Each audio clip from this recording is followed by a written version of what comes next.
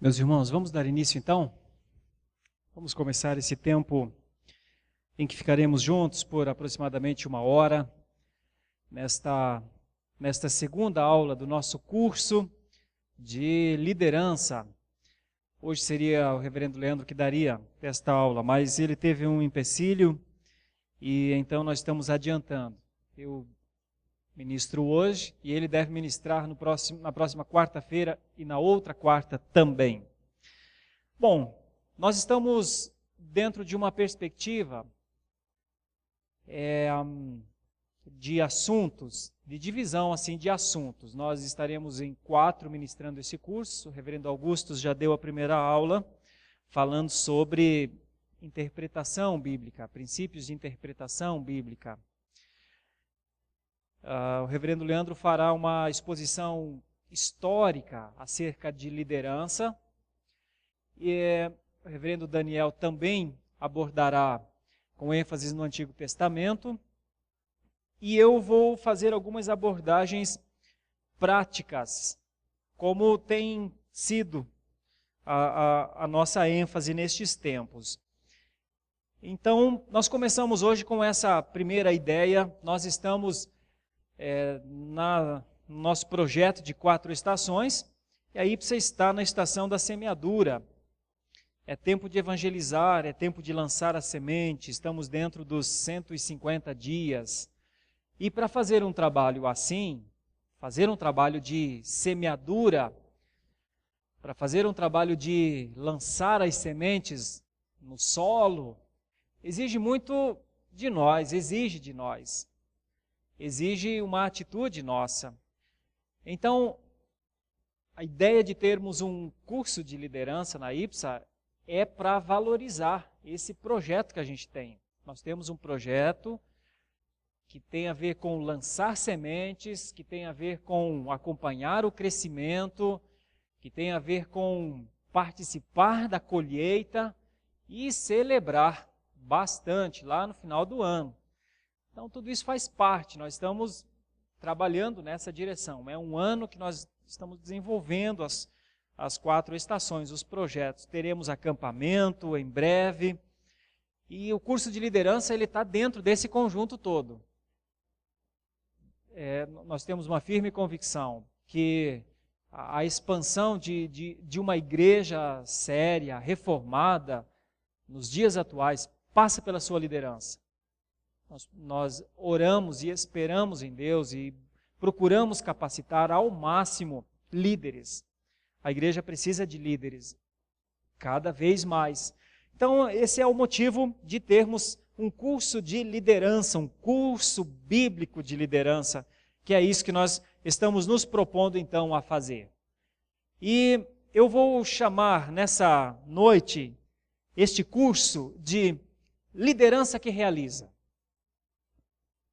Uma liderança que realiza, uma liderança não só com ênfase nos conceitos, uma liderança operacional.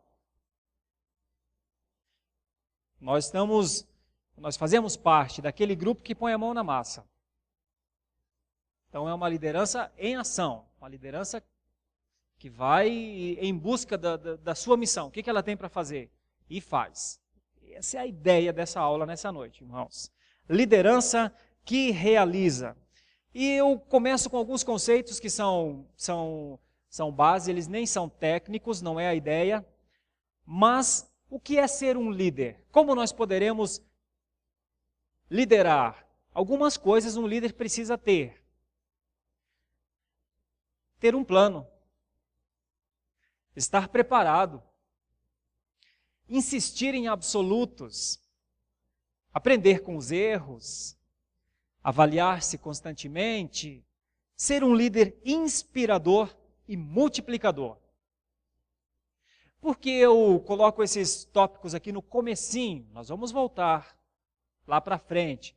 Mas por que eu coloco neste comecinho? É porque, imagine você sermos líderes sem saber, sem ter ideia, sem ter norte. Imagina liderar sem uma noção de para onde queremos ir.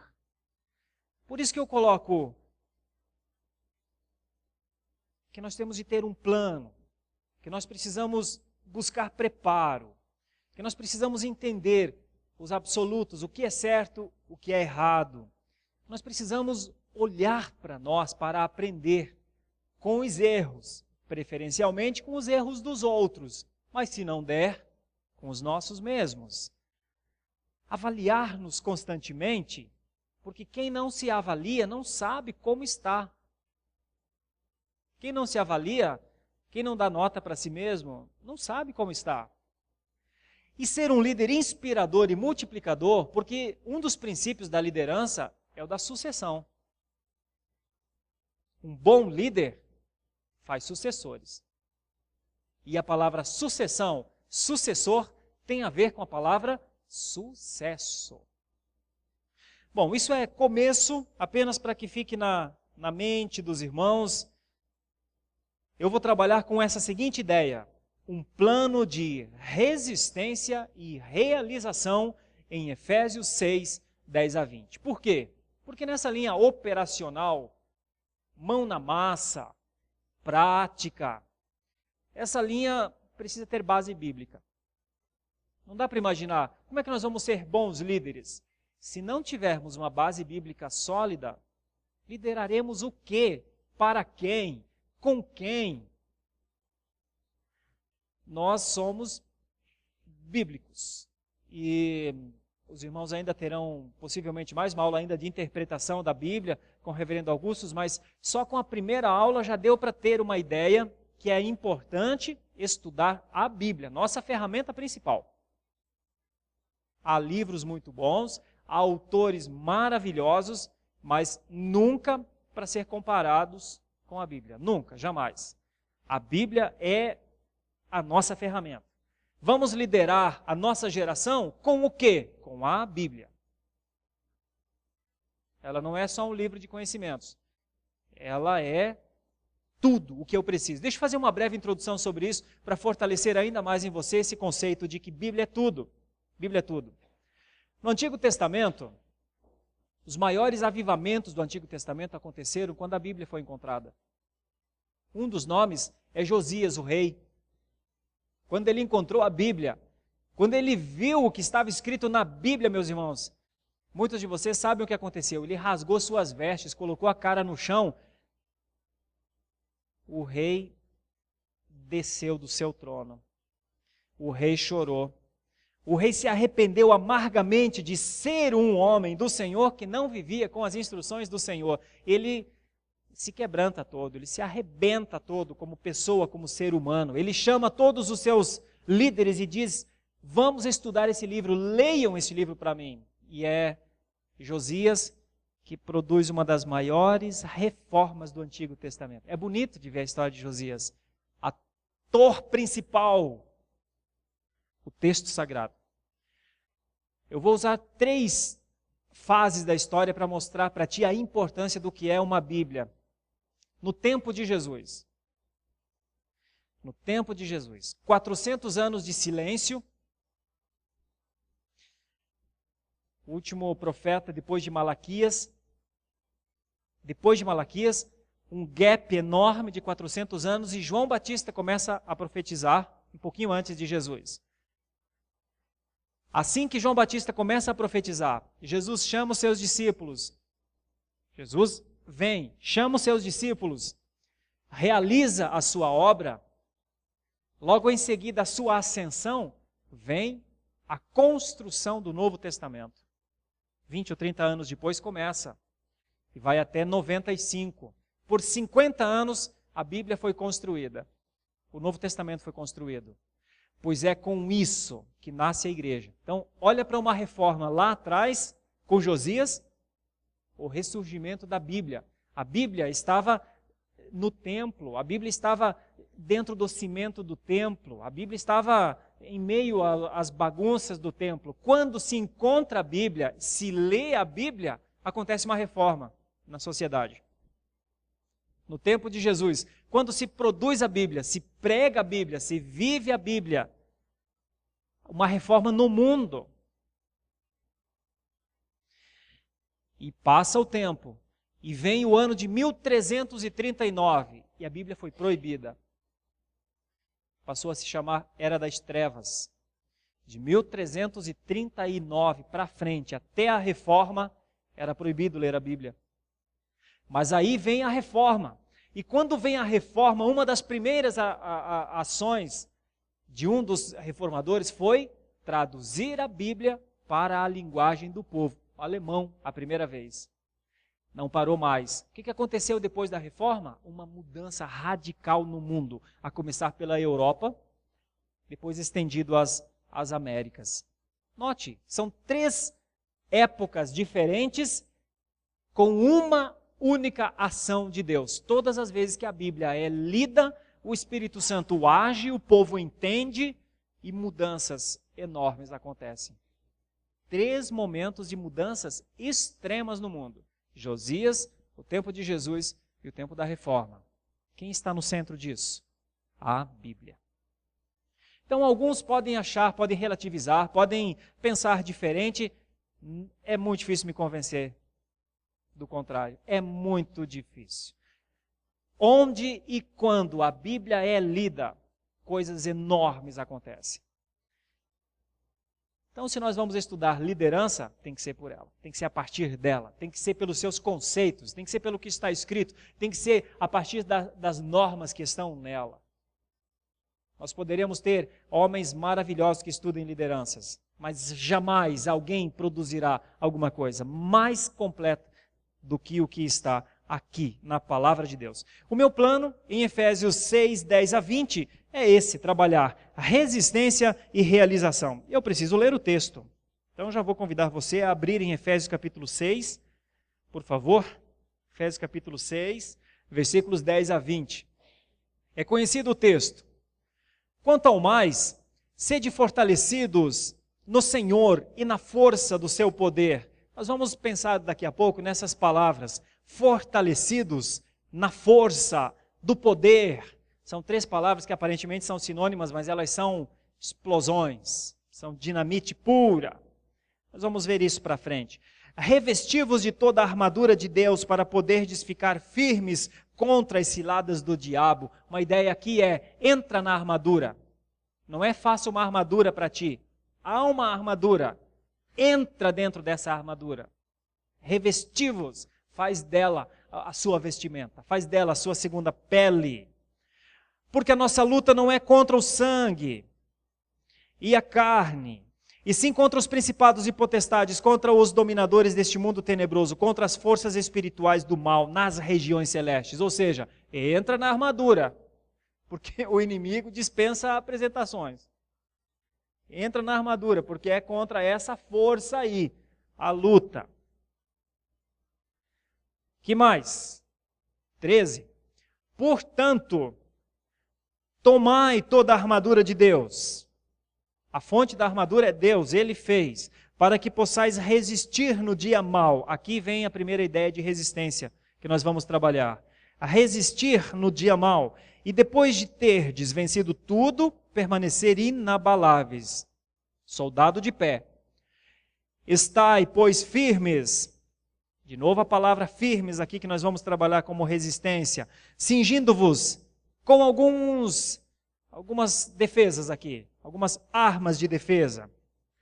A verdade, vestindo-vos da couraça da justiça, calçai os pés com a preparação do evangelho da paz, embraçando sempre o escudo da fé, com o qual podereis apagar todos os dardos inflamados do inimigo. Tomai também o capacete da salvação. E aqui terminam as armas de defesa. E começam as armas de ataque. E a espada do Espírito, que é a palavra de Deus.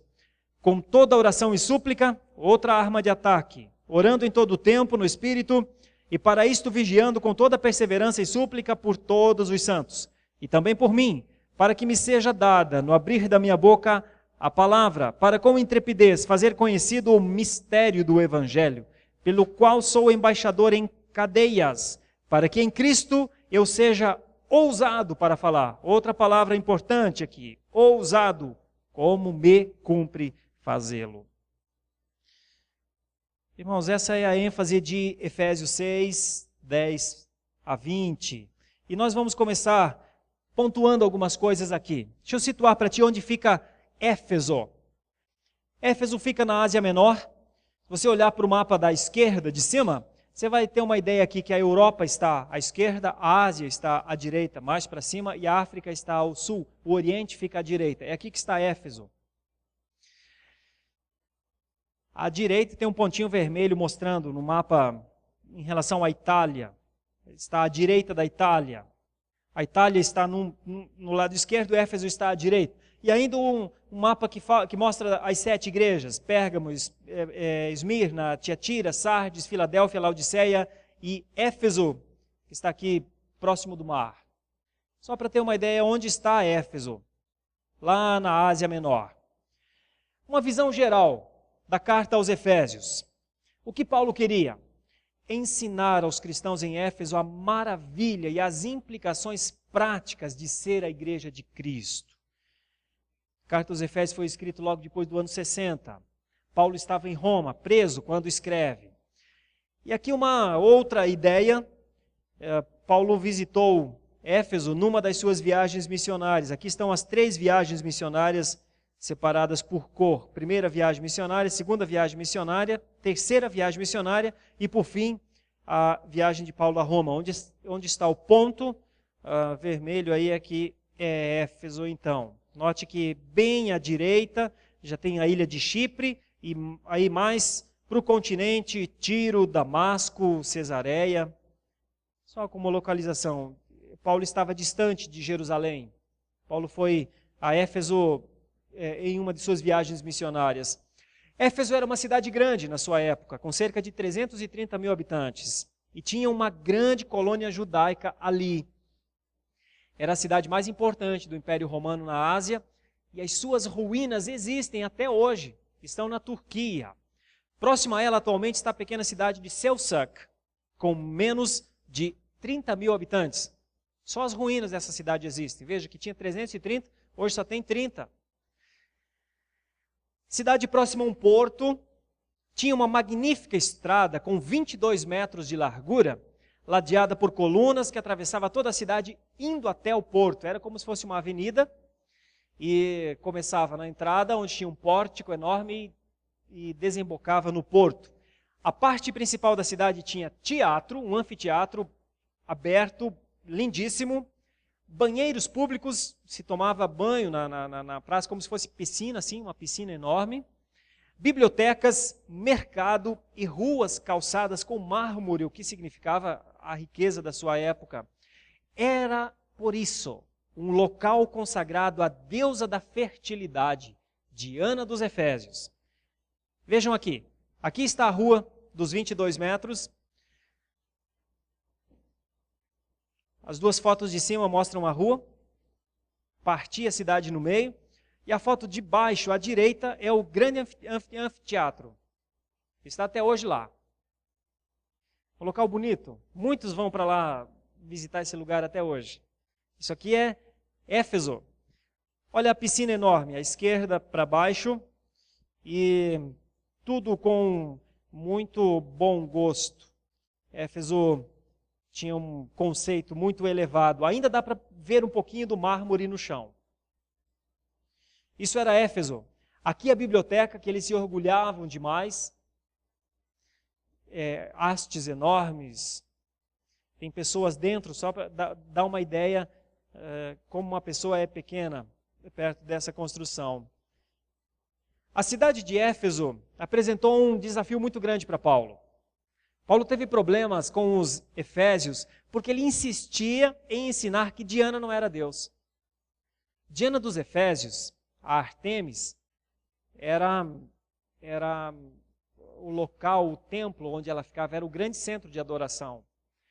E teve uma situação muito séria que está relatada em Atos 19, 27, contada pelo povo de lá, de Éfeso. Olha o que está escrito. Não somente há o perigo de a nossa profissão cair em descrédito, diziam os que moravam na cidade, como também o de o próprio templo da grande deusa Diana ser estimado em nada e ser mesmo destruída a majestade daquela que toda a Ásia e o mundo adoram. O que era Éfeso? Um centro mundial de adoração a Diana, do mundo conhecido da época. Pois não há de ser que foi ali que Paulo foi plantar uma igreja. E para plantar uma igreja neste lugar, se há de concordar comigo, tem que ser de gente com coragem, né? No mínimo. Era isso. Então é isso que envolve Éfeso, o templo, aqui à esquerda, templo de Diana, e a estátua à direita de Diana dos Efésios, que é uma maquete, né? É isso que é o templo. A igreja em Éfeso. Paulo passou rapidamente por Éfeso, ao final de sua segunda viagem missionária. Deixou ali alguns discípulos, Áquila e Priscila, que vieram de Roma, que provavelmente deram início à igreja. É o que a gente tem a ideia de Atos 18. Lá também apareceu Apolo, um judeu convertido, um pregador excelente, e que muito contribuiu para este evangelho, porque foi discipulado por Priscila e Áquila. É interessante essa passagem, quando Paulo, que já conhece Priscila e Áquila, fica sabendo de Apolo, e fica sabendo da fama de Apolo, mas provavelmente Apolo falava coisas dissonantes do evangelho, não tinha o conhecimento necessário, precisava ser um líder, seria um líder, mas passaria pelo discipulado de Priscila e Áquila para ser Apolo, para ser o grande Apolo, que várias outras cartas mostram quem ele era. Depois daquele tumulto decorrente do prejuízo que o cristianismo trazia à cidade, que nós vimos no texto anterior, por perda de renda em relação à adoração a Diana, Paulo saiu da cidade e foi para Macedônia e demais cidades, seguiu para a terceira viagem missionária. Mais tarde, o apóstolo João faz dessa cidade um lugar para viver por conta da sua localização estratégica. E dizem até que Maria, mãe de Jesus, também morou aqui, nessa região, em algum tempo. É uma boa cidade, Éfeso. A igreja em Éfeso, a igreja de Éfeso é a destinatária da primeira carta de Jesus às 7 igrejas. Lá no Apocalipse, em Apocalipse 2, ela está lá. Nessa época, era ainda uma igreja pura, mas que havia perdido uma coisa fundamental para fazer o seu trabalho na sua região: o amor. É uma figura da igreja de Cristo, nos primeiros tempos, e é também uma figura de alguns crentes que, após muito tempo de convertido, perdem a essência da conversão. A conversão é um ato de amor por nós. A conversão é o maior ato de amor possível. Quando nos convertemos, é porque o Espírito abre os nossos olhos e nos mostra o quanto fomos amados. Aí, amados de toda a força, vivificados, estávamos mortos, agora estamos vivos para amar conforme fomos amados. Mas a igreja de Éfeso incorre nesse problema. Ela não ama como foi amada, ela para de amar, ela esquece de amar, ela não ama mais ao Senhor como o Senhor gostaria que ela amasse. E aí vem a sua fraqueza. É assim na vida de Éfeso e é assim na vida de todo aquele que perde o seu primeiro amor. A ideia de primeiro amor não tem a ver com o primeiro, segundo, terceiro, quarto, quinto amor. Tem a ver com o amor original. Tem a ver com o amor que veio direto do Senhor. Amor de salvação. Esquece o amor da salvação. Chegará um dia que terá de se perguntar: valeu a pena? Bom, então aqui é um conceito inicial para a gente pensar como era essa igreja de Éfeso. Aqui mais um pouquinho das fotos. Nós temos mais uma foto da biblioteca, onde está escrito Éfeso. O enorme anfiteatro.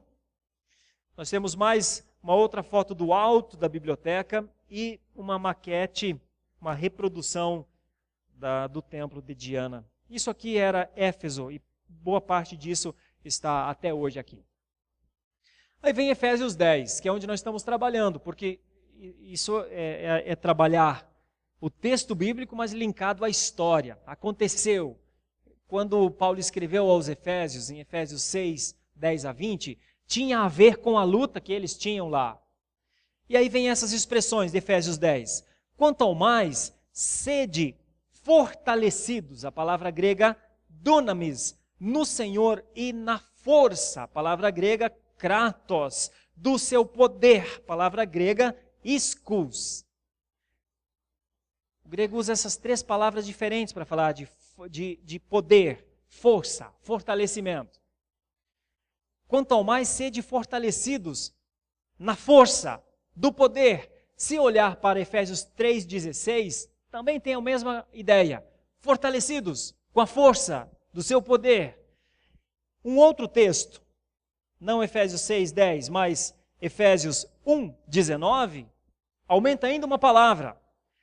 E qual a suprema grandeza do seu poder, dunamis, para com os que cremos, segundo a eficácia, energeia, de onde nós temos a palavra energia, da força, ischus, do seu poder, kratos. Então, e qual a suprema grandeza do seu poder para com os que cremos, segundo a eficácia da força do seu poder. Isso aqui é uma ideia de força borbulhante. Começa com Efésios 6:10, três palavras gregas fortes, dinamis, kratos, ischus, e vai para Efésios 1, e em Efésios 1:19, ainda mais uma energeia. Por que será? Por que será que Deus se preocupa em capacitar? Por que será que Deus se preocupa em entregar? Por que será que Deus se preocupa em compartilhar tanto de si com um povo?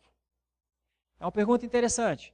E eu arrisco dizer, nessa linha de discipulado prático, para usar este povo, para que este povo realmente seja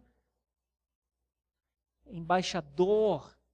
Por que será que Deus permite, Paulo usa nesses três momentos, essas três palavras ligadas à força, e em mais dois outros lugares na carta de Paulo aos Efésios, uma soma de poder.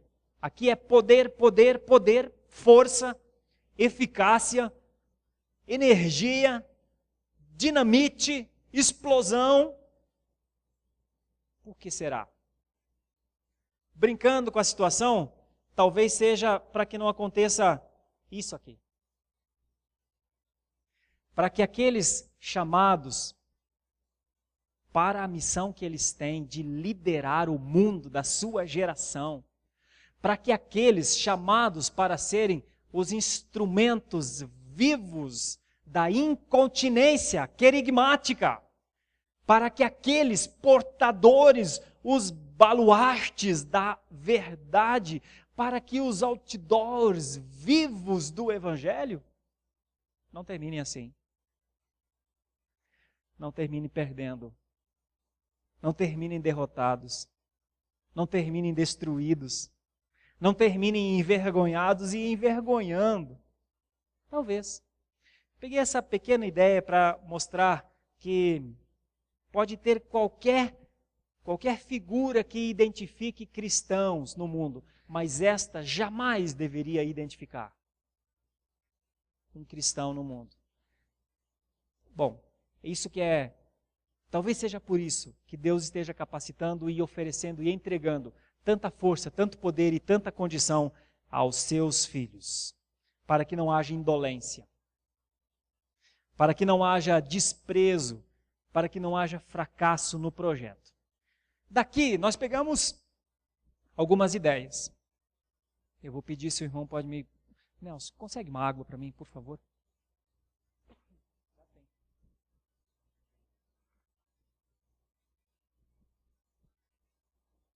Vou pegar algumas ideias aqui de resistência agora.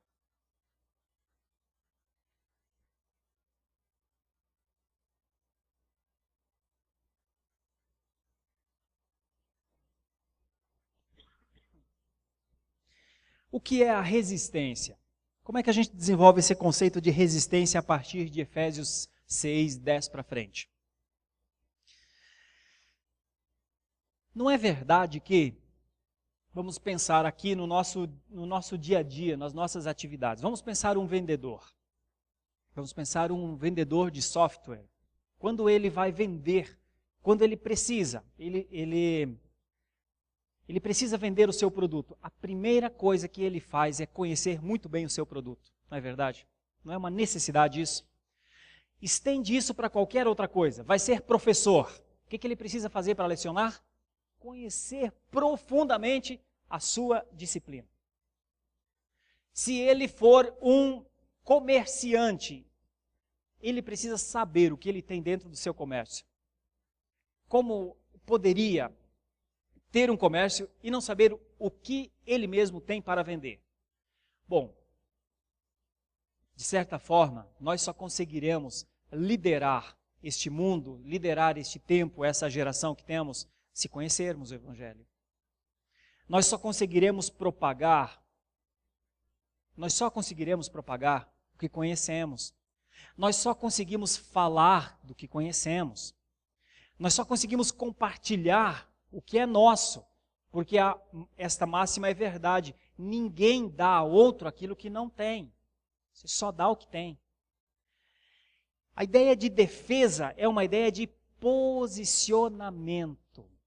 É uma ideia de integridade, de manter a integridade. É uma ideia de uma estrutura de pé que não esteja minada. Essas são as ideias de resistência aqui. É a ideia de que os ataques não derrubem antes de vencer a guerra. Por isso que tem essa figura aqui, e eu vou desenvolver um pouco isso com vocês agora. Guerreiros prontos para o combate, em posição de defesa. Efésios 6:10 usa a linguagem militar.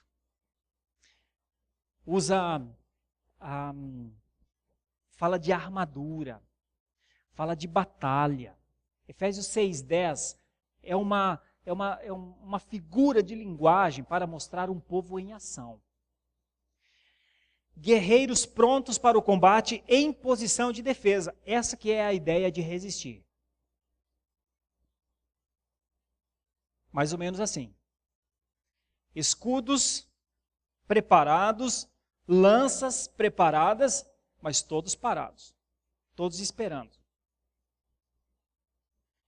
Aqui quem assistiu o filme entende melhor esse contexto.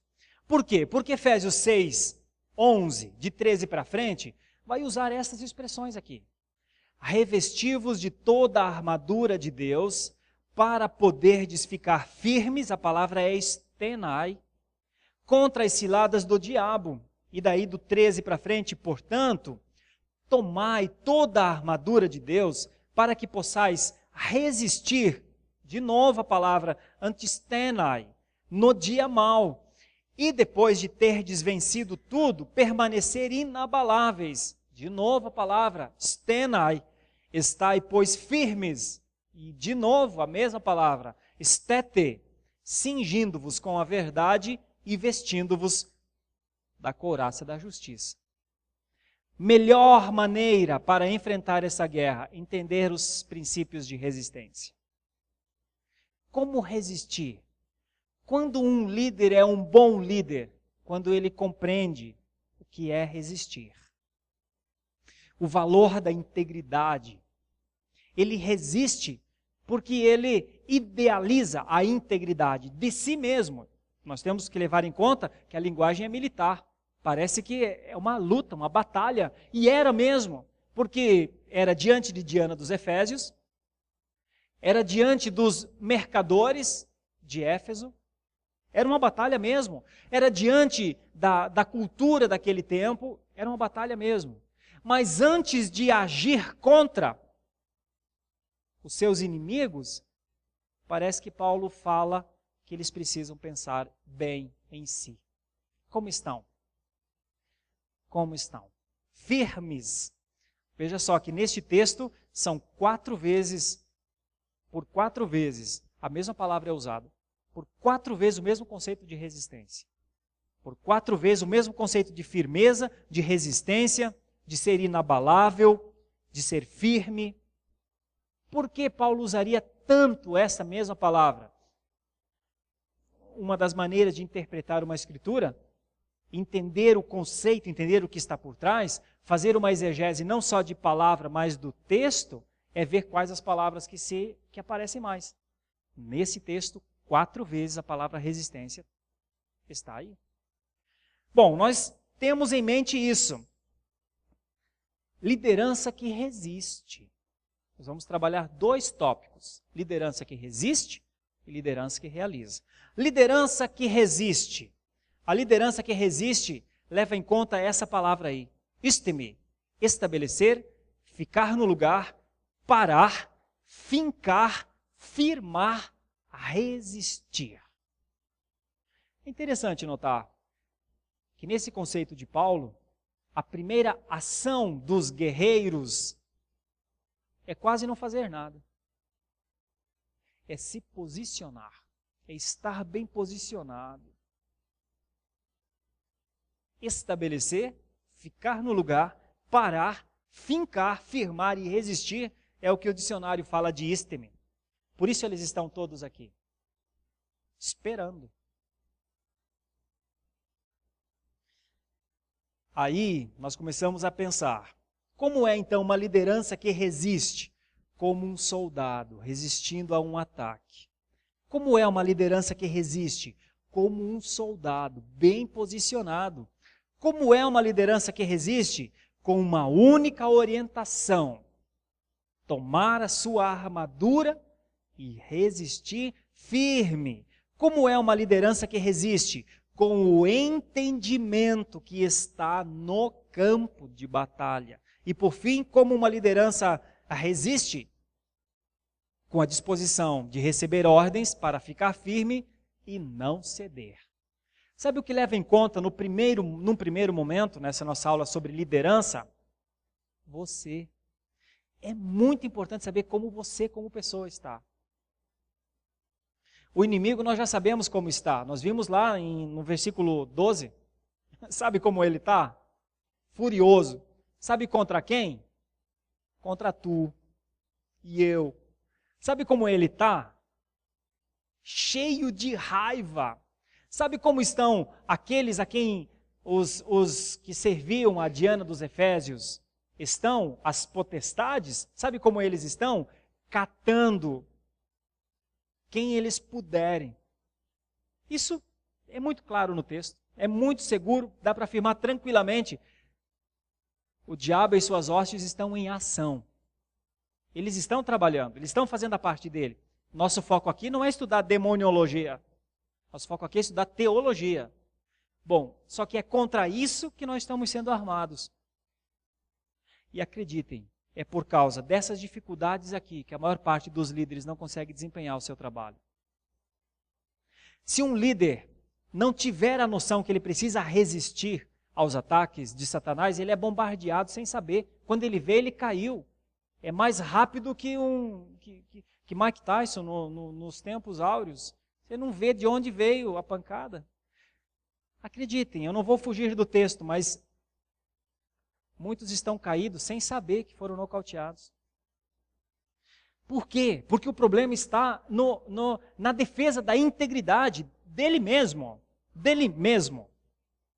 A preocupação de Paulo em desenvolver uma ideia de resistência era por isso. Ora, um soldado só vai conseguir vencer uma batalha primeiro se ele continuar de pé, não é? Mesmo se ele estiver vivo. Porque como ele vencerá alguma luta se ele cair no primeiro nocaute? A ideia de resistência, de firmar-se, o entendimento que estamos num campo de batalha com a disposição para não ceder. Esse é um conceito que nós ainda vamos voltar para frente, mas isso é liderança que resiste. Isso é liderança com capacidade de fazer alguma coisa, meus irmãos. Nós começamos a descobrir quem são os bons líderes a partir do momento que percebemos o quanto eles resistem. Não o quanto eles fazem de grandes coisas, porque alguns líderes fazem grandes coisas, mas logo em seguida caem, porque não entenderam o princípio básico da resistência. Tomar a armadura, que está aqui em Efésios 13 a 18, que nós já lemos, tem paralelo em 2 Coríntios 10, 3, 4, mas o que me chama a atenção aqui é o comum das peças da armadura. Evangelho de Cristo, justiça, verdade, paz, fé e salvação. Isso aqui é o que mantém alguém de pé. Deixa eu te falar de uma maneira muito objetiva. Se tu quiseres ficar de pé nessa luta, olha aqui. Cristo,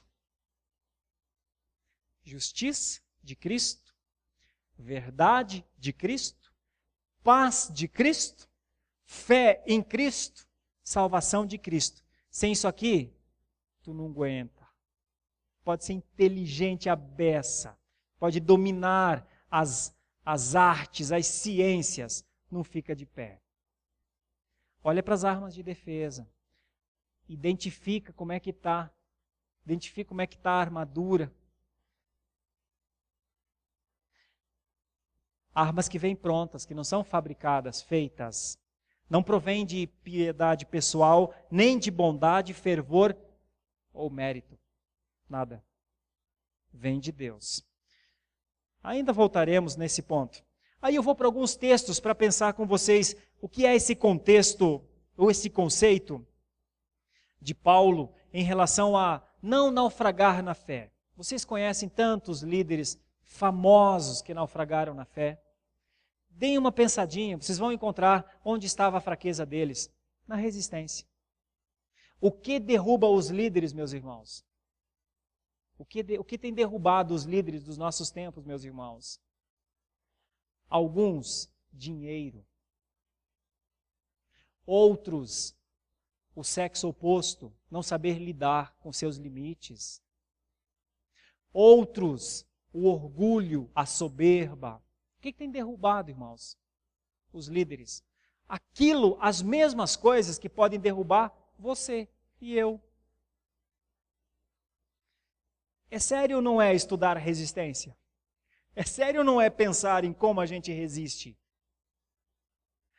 Este é o dever de que te encarrego, ó filho Timóteo, segundo as profecias de que antecipadamente foste objeto. Combate, firmado nelas, o bom combate, mantendo a fé e a boa consciência, porquanto alguns, tendo rejeitado a boa consciência, vieram a naufragar na fé. É daqui que eu extraio o conceito: mais importante do que começar é terminar. Muito mais importante do que um começo cristão maravilhoso é como termina. Do líder se espera que ele termine melhor do que ele começou. Isso é Paulo trabalhando com Timóteo, né? Liderança que resiste. Eu ainda estou no conceito: espera, segura, mais ou menos como William Wallace, lá no filme Braveheart. Os soldados queriam atacar e ele gritando: espera, segura, ainda não, espera, segura, para poder sair na hora certa. Como manter fé e boa consciência numa ideia de liderança que resiste? Como manter isso? Aí eu coloco aqui pelo menos 4 tópicos para a gente pensar um pouquinho.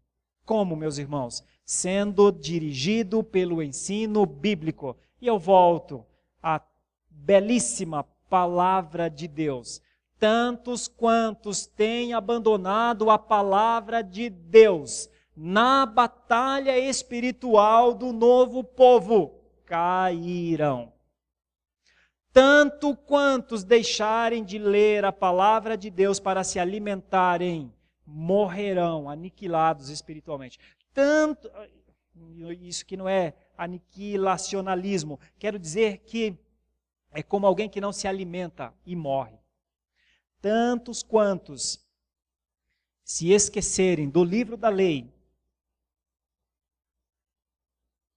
mais cedo ou mais tarde, perderão o seu sentido, o seu foco, andarão em círculos e não servirão aos propósitos do Senhor. Bíblia é tudo. Bíblia é tudo. Bíblia é livro de cabeceira, Bíblia é livro de romance. Bíblia é bússola, Bíblia é água que mata a sede, Bíblia é tudo, meus irmãos. Líder, na sua vida, a Bíblia deve ser tudo. Sem a Bíblia vai ser muito difícil liderar alguma coisa.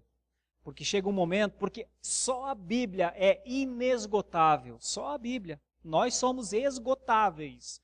E chega um momento que a gente esgota, como a minha voz já está quase se esgotando. Imagine um líder que não tem a sua fonte conectada na inesgotabilidade da Bíblia. Vai ter que ficar se alimentando de pessoas, às vezes de si mesmo, o fim é rápido de líderes assim. Então, sendo dirigido pelo ensino bíblico. Como manter fé e boa consciência? Sendo ministrado pela direção divina. Quando nós lemos a palavra de Deus, conforme foi ensinado aqui na primeira aula, nós oramos: Senhor, me ensina, me ajuda. Hoje à tarde, enquanto eu estava ali no gabinete, cheguei mais cedo, eu li o livro de Efésios. A carta de Efésios. Em 20 minutos a gente lê um livro de Efésios. Às vezes lê em 15. E alguns dos líderes não leram ainda. Na sua vida inteira. Já pensou? Sabe qual é o futuro de líderes que não são dirigidos pelo ensino bíblico? E eu falo líderes cristãos, obviamente, de líderes que não são ministrados pela direção divina. É muito simples, não conseguirão liderar. Não conseguirão combater. É muito simples, como 2 e 2 são 4. Sendo um servo fiel no seu serviço. Nós vamos ver um texto aqui para frente que diz que o soldado em batalha não pensa muito em outras coisas, ele pensa nisso, ele pensa na sua luta, pensa no que ele está fazendo. Sendo um servo que motiva outros. Sendo um líder que de acordo com o que vive, motiva outras pessoas. Eu diria uma coisa assim, simples, você vai entender o que eu quero dizer. Eu acredito muito no que eu faço. E acredito mesmo. Há 10 anos, mais ou menos, Deus tem me dado a graça de transitar numa linha de pensamento chamada evangelismo, discipulado e missões. Eu acredito muito nisso. Eu acredito tanto que não passo 2 dias sem estudar o tema. Não fico mais do que 2 dias sem procurar alguma coisa relacionada a evangelismo, discipulado e missões. Sabe por que eu acredito demais nesse conceito? Porque eu vi pessoas sendo evangelizadas, vi pessoas sendo discipuladas e essas pessoas discipuladas fazendo missões. Então, nessa leitura, eu identifiquei o ciclo virtuoso da fé. Alguém é evangelizado, é treinado e vai para a ação. Se esse processo não anda bem, se esse processo for inadequado, possivelmente os resultados também serão inadequados. O que é o resultado inadequado? A pessoa é evangelizada, não compreende o discipulado, não discipula ninguém e morre sozinho. Morre sem filhos na fé. Porque o processo inadequado gera resultados inadequados. O princípio do evangelismo precisa desembocar nas missões, mas tem uma coisa no meio chamada discipulado. Perde o discipulado, perde a força da igreja. Eu acredito nisso. Prego isso, vivo isso. Olha, tem que ser bom para me convencer do contrário. Pode até me convencer, mas tem que ser bom. Tem que encontrar argumentos. Porque é um ciclo natural de vida, de explosão, de força, de eficácia, de poder. É como parece que Deus tem usado. Perde um dos ciclos, perde um desses elos, você não chega no final. E talvez seja por isso que a igreja histórica sofre uma crítica muito dura de que ela não prospera, progride, ela não explode, porque tem alguma coisa errada no seu processo. Humildemente, desprovido de qualquer senso de arrogância, eu arriscaria dizer, será que não é porque a igreja histórica não sabe fazer discipulado? Será que não é porque se perdeu 10, 20, 30, 40, 50 anos sem aprender um ponto básico fundamental chamado discipulado?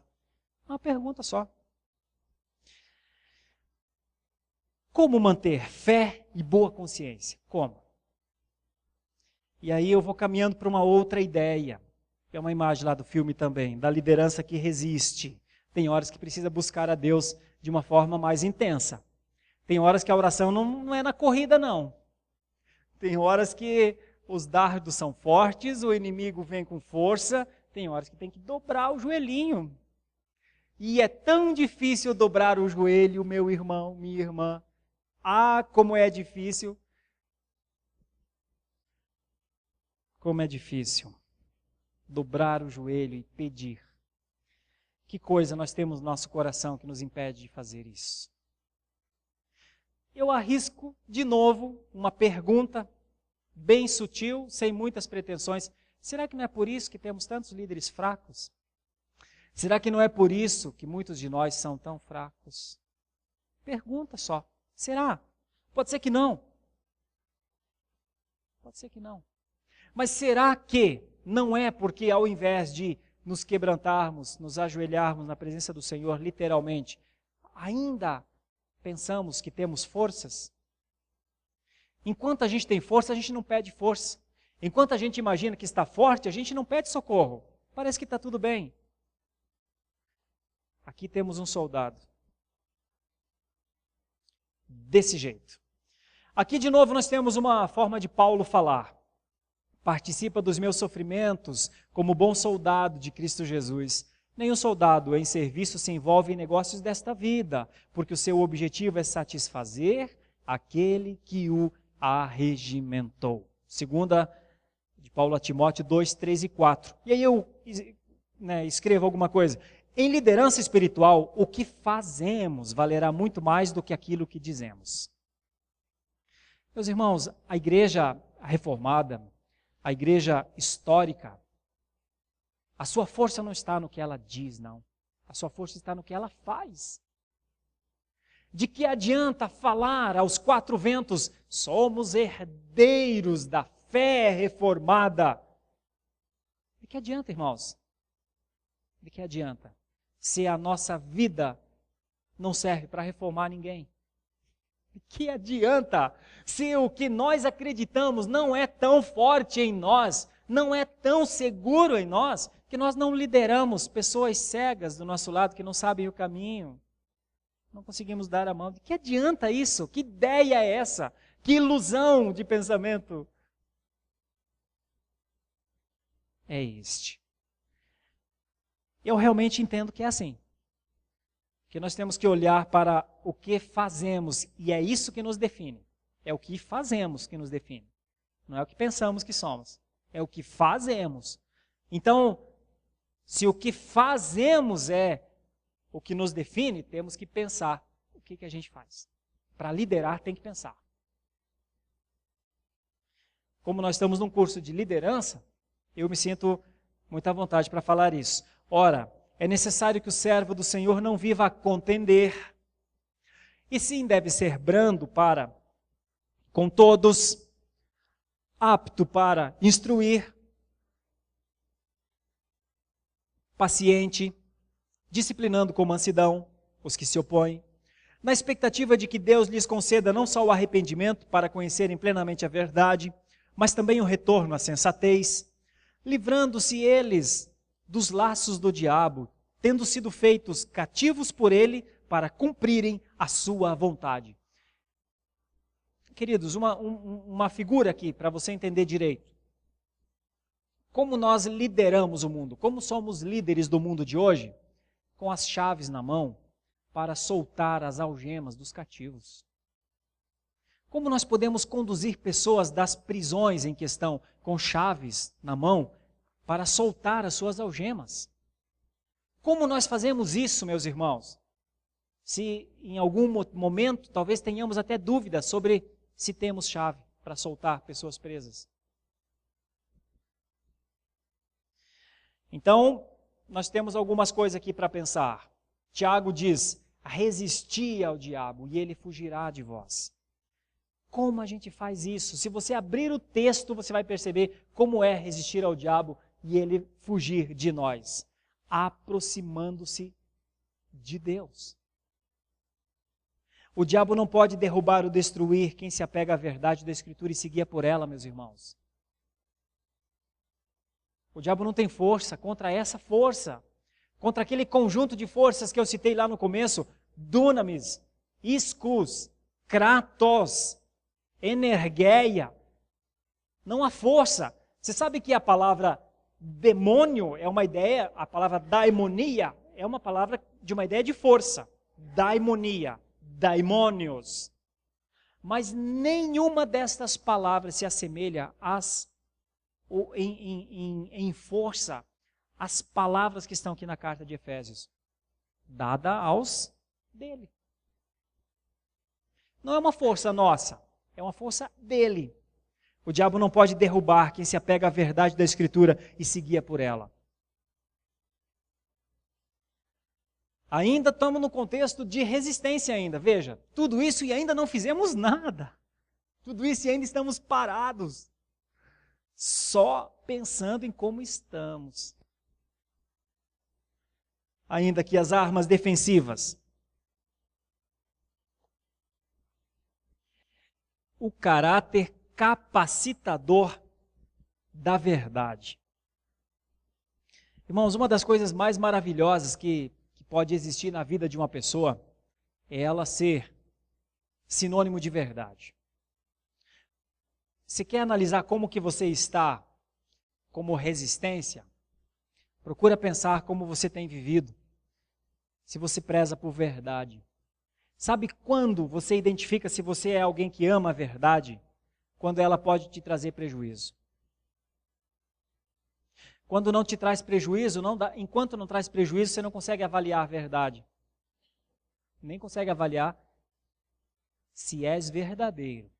Agora, quando a verdade pode te trazer prejuízo, e você ainda consegue falar a verdade, viver a verdade, quando você não precisa se esconder, quando não tem comportamentos, atitudes que você teme que as pessoas saibam, você prima por verdade. É caráter. Caráter é como marca, como cicatriz que fica. É uma arma defensiva. Sem essa arma defensiva, é difícil. O caráter capacitador da verdade, que resiste às mentiras e aos ensinos falsos. Quer saber quanto você tem de verdade? De verdade mesmo? Precisa descobrir quanto você conhece da Bíblia, a ponto de não ser iludido. Um líder não pode viver jogado como que pelo vento de um lado para o outro. O caráter capacitador da verdade te coloca frente às mentiras e te ajuda a identificar o que é mentira. Quer ver? Uma das coisas, isso é muito significativo e eu tenho visto isso. Os nossos tempos são tempos tão perigosos, os nossos tempos são tempos de ilusão. Os nossos tempos são tempos que verdadeiras multidões estão seguindo homens. Nos nossos tempos, pessoas estão enganadas, achando que vão ter vitória quando não terão vitória. Os nossos tempos são tempos de egocentrismo, são tempos de uma psicologização da fé. Os nossos tempos são tempos perigosíssimos. E milhões de pessoas estão seguindo como que de olhos fechados, líderes cegos. Milhões, irmãos, milhões. Um líder presbiteriano, nós olhamos e dizemos, não, ele tem que ter um tipo de feeling que o ajude a resistir. Tem que ter. Porque senão, mais cedo ou mais tarde ele debanda. Ele segue outro. Ele segue alguém por gosto, por exemplo. Eu gostei mais desse jeito, eu gostei mais daquele outro jeito. Eu brinco de vez em quando eu falo isso, que a gente não deve se basear nos nossos gostos, porque nós enjoamos dos nossos gostos. Eu amo chimarrão, tomo todo dia, mas depois de uma térmica e meia, 2 térmicas, eu não quero mais tomar chimarrão. A gente enjoa. Eu amo pudim, mas depois de um pudim inteiro, eu não quero mais saber de pudim. Baseie os teus gostos, coloca fé, relaciona a fé com gosto e você vai enjoar. Mais cedo ou mais tarde você vai enjoar. É porque fé não se baseia em gosto, entendeu? Fé não se baseia no que gosta. Porque se gostar, chega uma hora que não quer mais. Não. Uma arma defensiva muito séria, chamada de verdade. Ainda estamos nas defesas. Uma arma defensiva, a qualidade protetora da justiça. Olha só. Porque humanos que somos, muitas vezes somos acusados pela consciência, desanimamos. É a justiça, é o que é certo, é o que é justo, é o right do inglês, é o direito, é a consciência de saber o que é certo que nos mantém de pé. Vou usar um exemplo aqui. A maioria de nós, eu acho que você vai se identificar dentro de uma dessas ideias que eu vou colocar. Nós ouvimos 3 vozes, nós somos comandados naturalmente por 3 vozes. Nós somos comandados por uma voz chamada do corpo, uma voz física. É assim, a garganta doeu, precisa tomar água. O corpo diz que precisa tomar água, entendeu? Não foi minha mente, não foi o Espírito de Deus, não foi. Foi o corpo. A minha garganta gritou e disse, água. Eu levanto às 5:30 da manhã todos os dias. Quando chega 10 horas, 10:30, o meu corpo começa a fechar essas coisas aqui. Eu não consigo ficar com o olho aberto. Não é o Espírito de Deus, não é a mente epistemológica que faz isso. É o corpo, são os 42 anos de vida, já não sou mais menino. Isso é voz do corpo. Quando eu estou com sede, água. Quando estou com fome, o corpo, o estômago não ronca? Ronca. Não é o Espírito de Deus e não é os entendimentos intelectuais que te mostram. É o teu corpo, isso é voz do corpo. De alguma maneira, a gente ouve.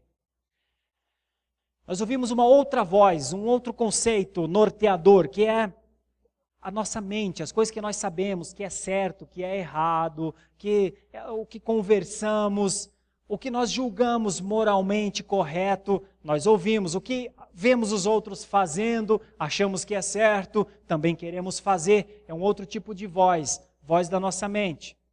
Nós ouvimos, nós entendemos, nós aprendemos com as pessoas. E uma terceira voz, nós chamamos de voz da consciência. A voz da consciência, ela não é voz do corpo, ela não é voz do que é socialmente correto, politicamente correto, é voz que vem diretamente de Deus e mostra na nossa cabeça o que é certo e o que é errado. Essa voz é tão forte que às vezes nós estamos falando uma coisa, às vezes mentindo alguma coisa, às vezes escondendo alguma coisa, e a voz da consciência está dizendo, mais ou menos em algum lugar aqui dentro, que eu não sei bem aonde, isso é mentira. Isso não é verdade. Não é verdade, você não é assim. Às vezes nós nem precisamos da esposa para dizer, você não é assim. Ou do marido para dizer, você não é como você está falando, não. Às vezes a consciência diz antes. Quando a esposa fala, só testificou. Mas chegou antes aqui. São vozes. Bom, a minha pergunta aqui e é uma pergunta super séria. Qual voz te comanda? É importante, líder, você saber por que voz você é comandado. É comandado pela voz do corpo? Terá de saciar sempre os desejos que o corpo terá. É comandado pela voz da mente? Terá sempre que descobrir entre as pessoas e terá de confiar, provavelmente, nas pessoas para acertar. Ou ouve a voz da consciência? Aquela voz que não erra, aquela voz que vem realmente do Espírito. Muitas pessoas têm muitas dúvidas sobre esse negócio de entender direcionamentos, de entender o que é certo, de entender o que deve realmente fazer. Eu arrisco humildemente uma pergunta: será que não é uma negligência ao ouvir a voz da consciência? Porque ela sempre acusará. Você só estará protegido da sua voz da consciência na busca pela justiça. Quando você coloca a tua vida sob a justiça do justo Jesus Cristo. É por isso que a qualidade protetora da justiça, ela pode resistir às acusações da consciência. Só resiste às acusações da consciência quem está sob essa justiça. Senão a consciência o destruirá. O seu pior inimigo pode ser a sua própria consciência. Bom, essa é uma ideia para você pensar em termos de defesa.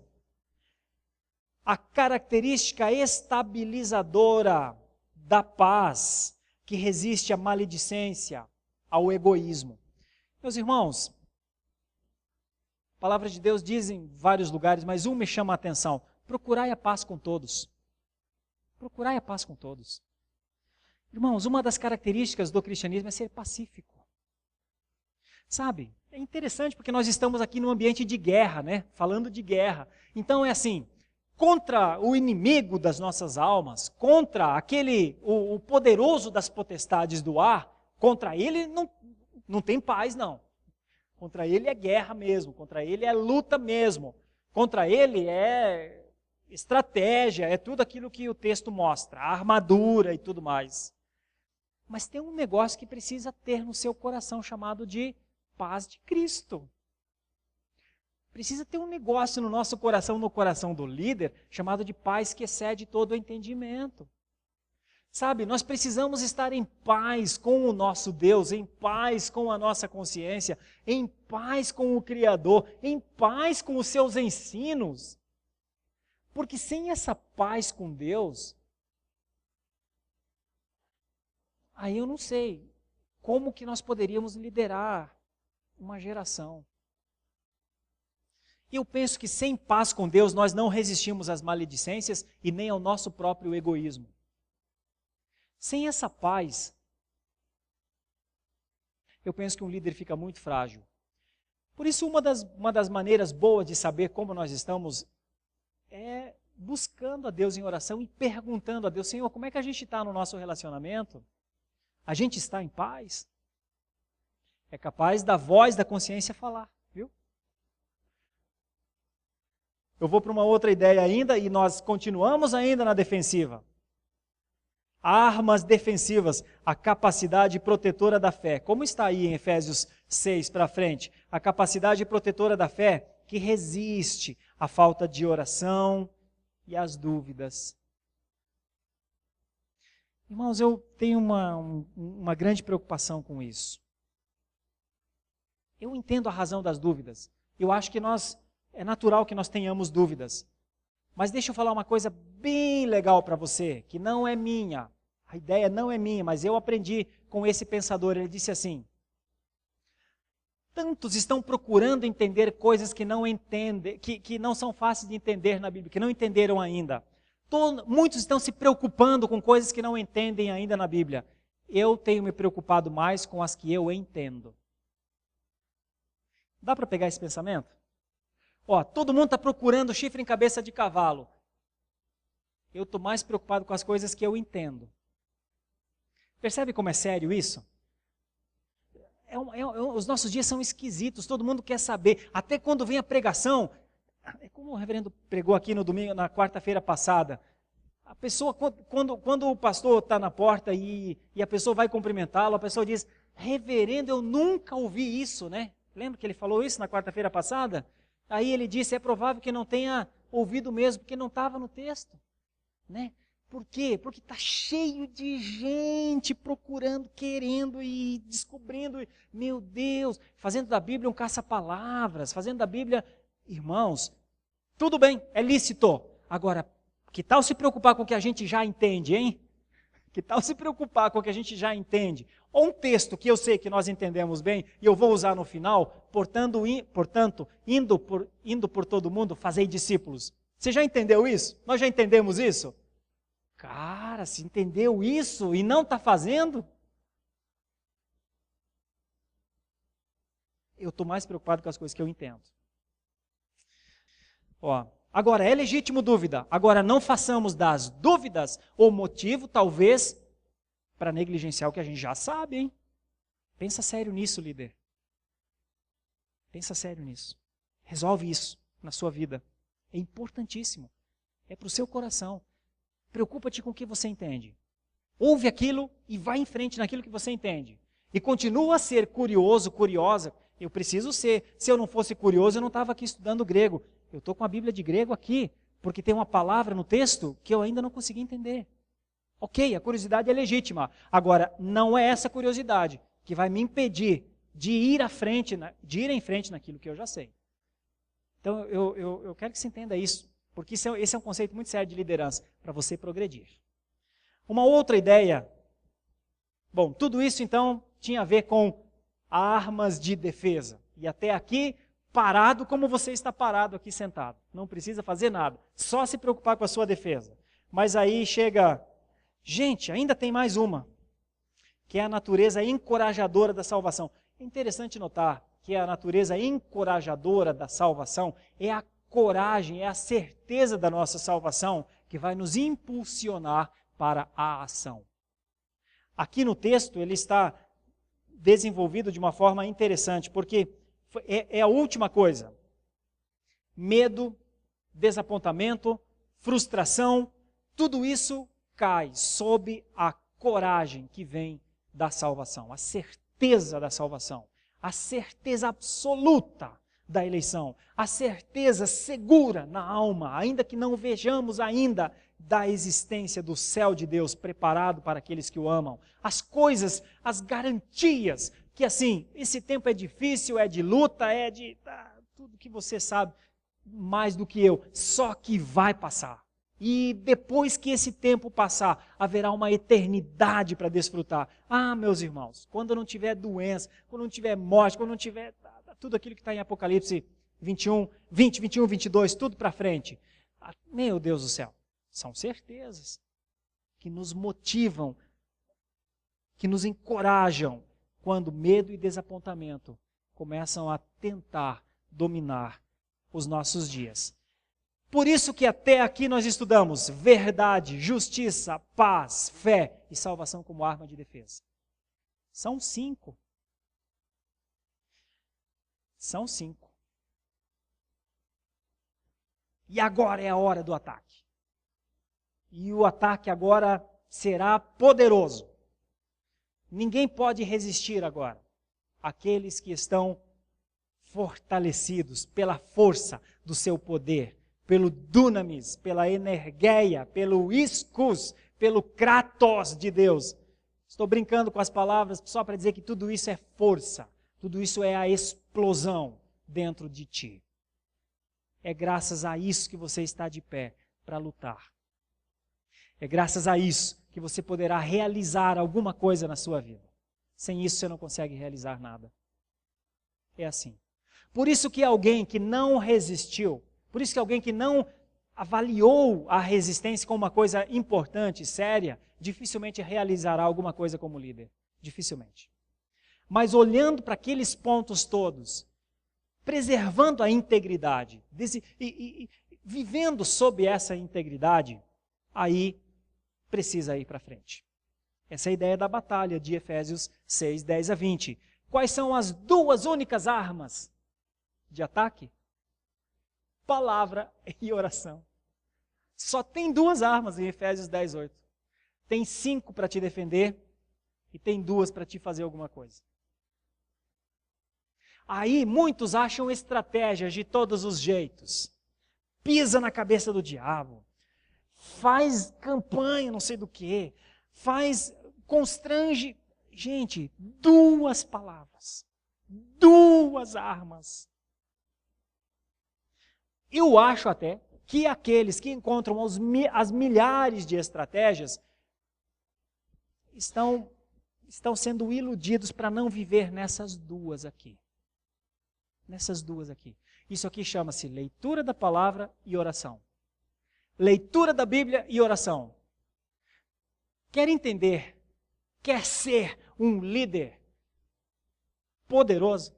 Quer ser um líder na força da eficácia, do poder de Deus? Seja um homem ou uma mulher que lê a Bíblia na sua casa e que ore na sua casa.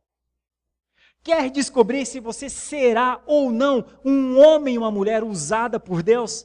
Veja se você faz isso, querido.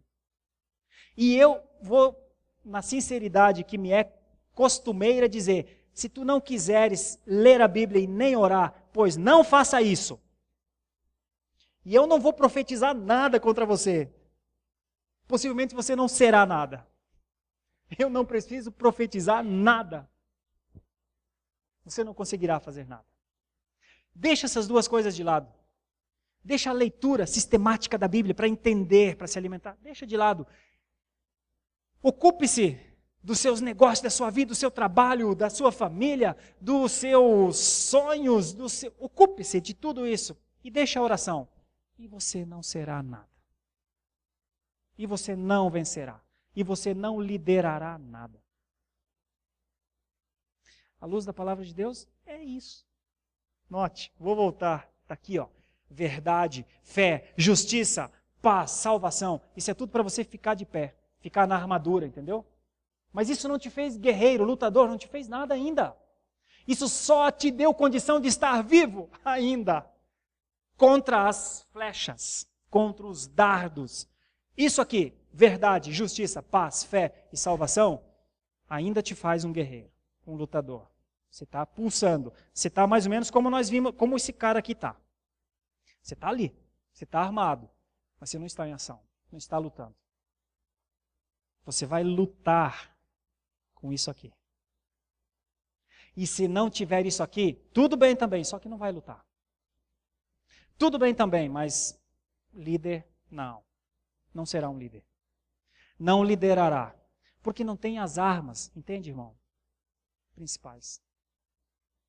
Não conseguirá debater com alguém fé, não conseguirá fazer um discipulado que é iluminar com uma lâmpada num local escuro, não conseguirá. Você até poderá ter título de líder, mas não será um líder, acredite. É o contexto de Efésios, de liderança em Efésios. Eu posso até ter um nome, posso ser sei lá o quê. Mas, biblicamente, não. Duas coisas. Palavra e oração. E aí, vamos para o ataque. Armas ofensivas, a espada do Espírito, que é a palavra de Deus. Ah, meus irmãos, é isso que está aqui, ó. Bíblia mesmo. Tomai a espada do Espírito, que é a palavra de Deus. Arma ofensiva, oração. Por quê, irmão? Porque a oração é o acesso direto à mente de Deus. Armas ofensivas. Por que o soldado se prostra, irmão? Por que o joelho se dobra, irmão? Com toda oração e súplica em todo o tempo no Espírito. Olha as suas duas armas. São as suas duas armas. Pega isso com toda a força, como o soldado que se ajoelha, pega aquele livro, amarela a Bíblia, dá uma amarelada geral na sua Bíblia. Sabe aquelas Bíblias mais antigas que a gente abre assim e elas estão amarelas de ler? Irmãos, hoje nós temos muita Bíblia nova. Hoje nós ainda temos Bíblias que a gente, sabe, quando vai abrir ainda faz aquele barulhinho. Sabe assim? Ah, não, irmãos. Não. Para liderar, aqui estão as duas armas. Eu quero deixar esses conceitos aqui para os irmãos, porque é um plano, sabe? É um plano de resistência e realização. Eu citei 5 armas de defesa e 2 armas de ataque. Não são só conceitos, não. Isso ou nos coloca na batalha ou nos tira da batalha. Por isso, meus irmãos, eu já vou caminhando aqui para o final, com pelo menos com 2 conceitos. Em Pedro, sede sóbrios e vigilantes, o diabo, vosso adversário, anda em derredor, como leão que ruge procurando alguém para devorar. Ó a palavra de novo, stenai. Antístete, que é a mesma ideia. Firmes na fé, certos de que sofrimentos iguais aos vossos estão se cumprindo na vossa irmandade, espalhada pelo mundo. Conceito básico, resistência. O outro conceito é o conceito de realização. Jesus, aproximando-se, falou-lhes, dizendo: toda autoridade me foi dada no céu e na terra. Ide, portanto, fazei discípulos de todas as nações, batizando-os em nome do Pai, do Filho e do Espírito Santo, ensinando-os a guardar todas as coisas que vos tenho ordenado. Eis que estou convosco todos os dias, até a consumação dos séculos. 2 conceitos, resistência e realização.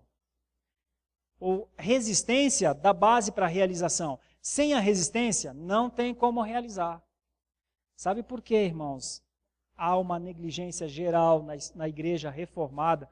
Eu arrisco dizer, eu opino, a minha opinião, que nós não fazemos discipulado é porque nós não entendemos o que é o sentido de estar firme na fé. Como nós iremos para frente se estamos caídos? Mais ou menos como aquele que perdeu para a esteira. Como? Jamais. Então eu trago de volta aqueles conceitos de liderança lá do início. Conceitos de liderança. Ter um plano, estar preparado, insistir em absolutos, aprender com os erros, avaliar-se constantemente, ser um líder inspirador e multiplicador. Eu uso as mesmas frases e dou algumas sugestões aqui. Porque se você tem um plano na sua vida, você poderá controlar as suas condições. Se você planeja, você controlará de alguma maneira as suas capacidades. Se você está preparado, você vai perceber uma coisa, a eficiência de alguma coisa depende disso. Se você insistir em absolutos, você vai identificar o que é verdade e o que é mentira. Porque verdade é verdade, verdade nunca será mentira. E mentira nunca será verdade. Quando mentira parece com verdade, é sofisma. Não tem jeito. Mentira é mentira, verdade é verdade. Não tem jeito. Homem é homem, mulher é mulher. Mesmo que os nossos dias estejam querendo confundir a gente. Mas é assim. Isso é absoluto. Não é, não é. Aprender com os erros. Sabe por quê? Sabe por que é valiosíssimo aprender com os erros? Porque quando a gente não aprende com os erros, a gente entra num negócio chamado ciclo vicioso. Quando a gente aprende com os erros, a gente sai do ciclo vicioso para o círculo virtuoso. Note que até as palavras ficam diferentes. Quando a gente aprende com os erros, a gente foge do ciclo de viciosidade e entra dentro de um sistema diferente. Por que é importante avaliar-se constantemente? Para crescer. Por que ser um líder inspirador e multiplicador? Porque é isso que é o sucesso.